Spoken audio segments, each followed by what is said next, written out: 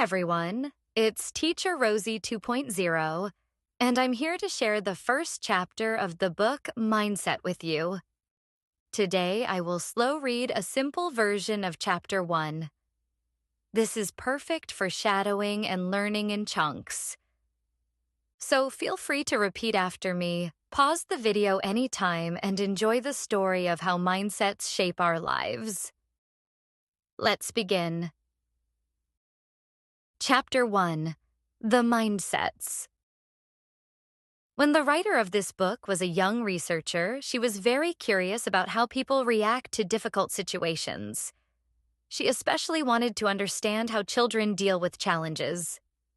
To study this, she visited schools and invited children to a small room. She gave each child some puzzles. The first puzzles were easy, but the next puzzles were much harder. She expected the children to feel stressed or disappointed when the puzzles became difficult. But something surprising happened. One boy rubbed his hands together, smiled, and said, "I love a challenge." Another boy looked up and said, "I was hoping this would be interesting." These children were excited about difficulty. They didn't see it as failure. They saw it as a chance to learn something new. The writer had never seen this before. She believed that failure was something negative. She thought people either managed failure or they didn't. But these children showed her something different. They enjoyed learning, even when learning was hard. These children became her inspiration.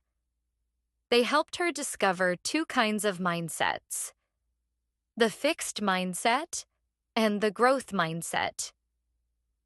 A fixed mindset is the belief that your intelligence and abilities cannot change. People with this mindset think that you are either smart or not smart, and that mistakes mean you are not good enough. They want to prove themselves all the time. They want to look intelligent and avoid problems. For them, failure feels like a personal judgment. Even small challenges can feel like big threats. A growth mindset, however, is very different. People with a growth mindset believe that intelligence and skills can grow with practice. They think that effort makes you better. They see mistakes as information, not as shame. They enjoy learning, especially when it is difficult. For them, challenges are exciting opportunities, not signs that something is wrong. The writer explains that your mindset affects almost everything: how you study, how you feel about yourself, how you react to problems, and how confident you become. It even affects your relationships, your job, and your personal dreams. When you have a fixed mindset, you always feel pressure to prove yourself. When you have a growth mindset, you allow yourself to grow. The chapter gives an example of a student receiving a C+ on a test. A person with a fixed mindset might say, "I'm not smart. I'm a failure. I can't do anything." They feel sad and hopeless. They stop trying. But a person with a growth mindset thinks differently. They say, "I need to study in a new way. I still have time to improve."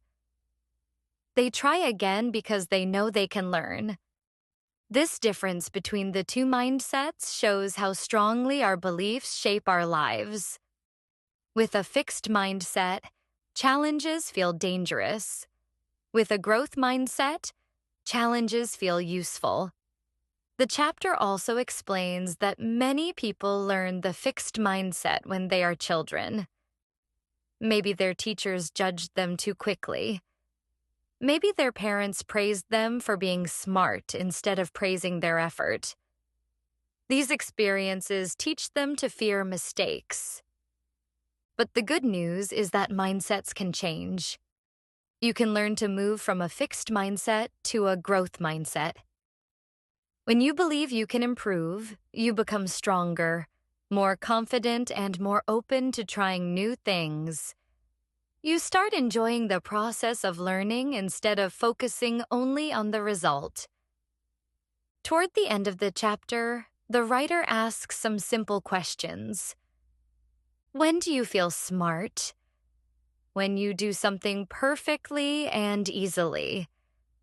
Or when you work hard and finally understand something new?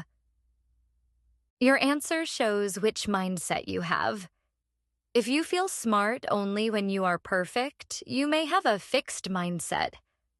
If you feel smart when you learn and grow, you already have a growth mindset.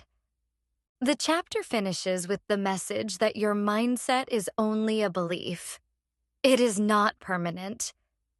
You can always choose to change it. You can choose to see challenges as opportunities.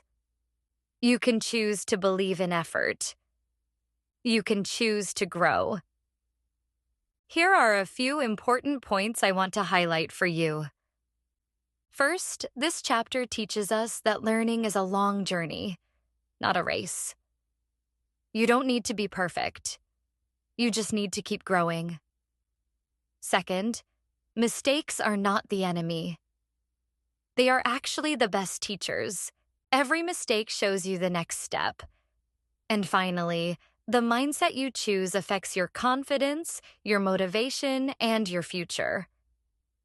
If you choose a growth mindset, you choose a life full of possibilities. So remember, you can learn, you can improve, and your brain can grow. Start small, stay curious, and keep going. Thank you for listening, and I hope you enjoyed this slow reading of Chapter 1. This was Teacher Rosie 2.0. See you in the next video.